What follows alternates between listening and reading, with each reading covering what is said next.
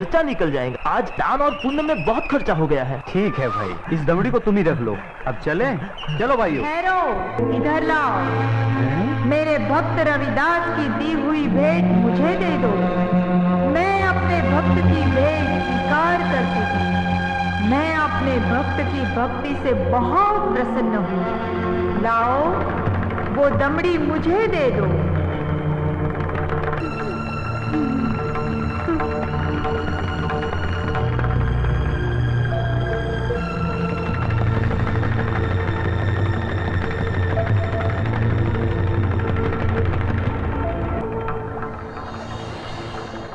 और सुनो, ये कंगन मेरी ओर से मेरे भक्त को दे देना और कहना मैंने उसकी भेंट स्वीकार कर ली।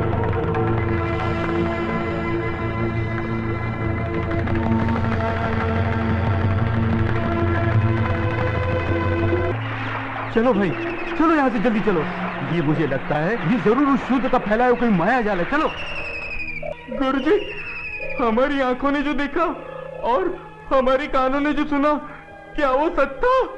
वो तो एकदम सच था, किंतु ये बिल्कुल सच नहीं था कि गंगा माँ ने स्वयं अपने हाथों से उस शूद्र रविदास की भेंट स्वीकार की। और मुझे तो लगता है ये शूद्र रविदास कोई बहुत बड़ा मायावी है। हाँ, मुझे भी यही लगता है।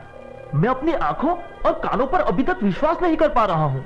परंतु एक बात मेरी समझ में नहीं आ रही कि इस तरह के मायावी चमत्कार दिखाकर उस शूद्र रविदास को क्या प्राप्त हुआ? प्रसिद्धि। हाँ हाँ, प्रसिद्धि। वो यही चाहता है कि हम उसके इस माया जल को चमत्कार समझें।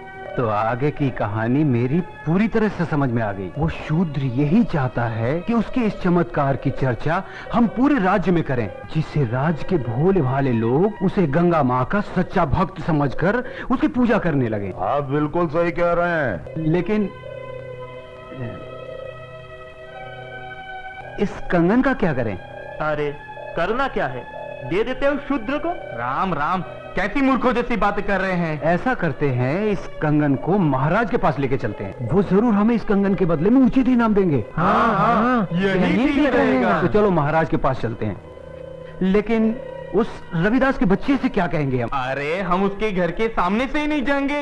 हाँ, बिल्कुल ठीक है। और वो इतना अंतर्यामी तो है नहीं। अरे उससे तो पता भी नहीं चलेगा कि गंगा माँ ने उससे देने के लिए कोई कंगन दिया भी है या नहीं। और देखो, ये कंगन गंगा माँ ने स्वयं अपने हाथों से हमें दिया है, इसलिए इस कंगन पर सिर्फ और सिर्फ हमारा अधिकार है। तो चलिए, ये तय हुआ कि कल हम सब महाराज के पास चलते हैं। और कल हम सब लोग डी बाबा वाले पेड़ के नीचे मिलते हैं। जय हो डी बाबा की। नहीं विश्वनाथ जी अभी तक क्यों नहीं आए? मुझे तो लगता है कि इनाम के बारे में सोचकर गुरुजी सारी रात सोए ही नहीं होंगे। तो आ गए विश्वनाथ जी, देर से आए पर दुरुस्त आए। क्या बात है भाइयों, आप लोग रात को घर नहीं गए क्या? अगर घर चले जाते तो धनवान कैसे बनते? चलिए जरा जल्दी चलिए, हमें राजमहल पहुंचने में कहीं देर ना हो जाए। चलिए चलिए।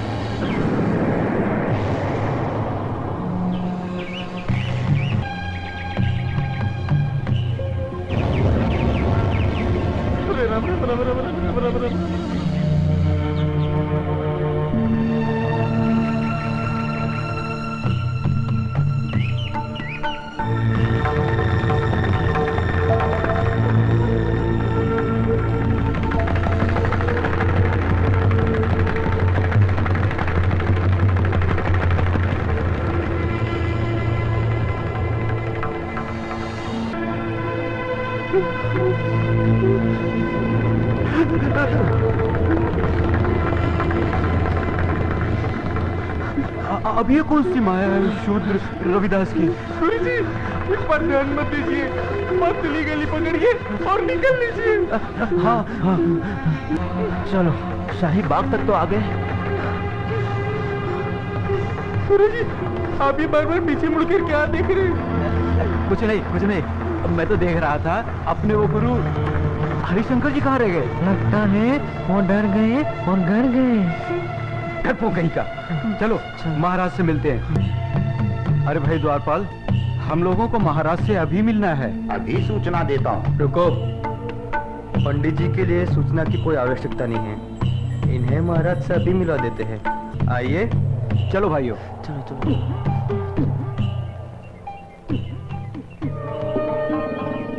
महाराज महारानी की जय हो। महाराज, पंडित विश्वनाथ जी आपसे मिलने आए हैं। ठीक है, आने दो। जो आज्ञा महाराज।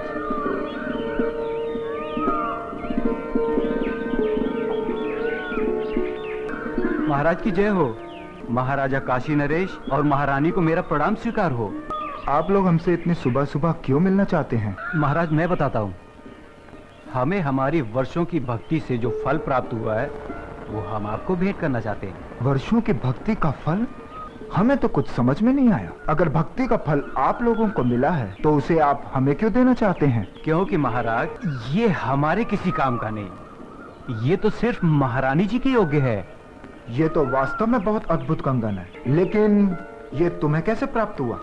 महाराज, ये कंगन हमारी भक्ति से प्रसन्न होकर स्वयं गंगा माँ ने भेंट स्वरूप हमें दिया है। क्या कहा? स्वयं गंगा जी ने आप लोगों को यह कंगन दिया है? सच महाराज, यह तो बड़ा अद्भुत कंगन है। इसने तो हमारा मन मोह लिया है। लेकिन इस एक कंगन का हम क्या करेंगे? इनसे कहिए इसके साथ का एक और कंगन लाकर दे।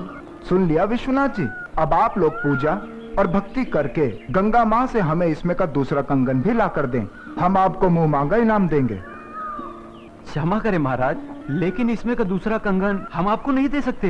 क्यों नहीं दे सकते? हमारी आज्ञा का उल्लंघन करने की तुम्हारी हिम्मत? असल में महाराज, ये कंगन गंगा माँ ने हमारी भक्ति से प्रसन्न होकर हमें नहीं दिया, बल्कि उस शूद्र रविदास की भक्ति से प्रसन्न होकर उसे भेंट करने के लिए दिया है। क्या कहा? गंगा माँ ने स्वयं ये कंगन रविदास को भेंट करने को दिया है? हमें यकीन नहीं हो रहा। हमें सारी घटना विस्तार से बताओ। बताता हूँ।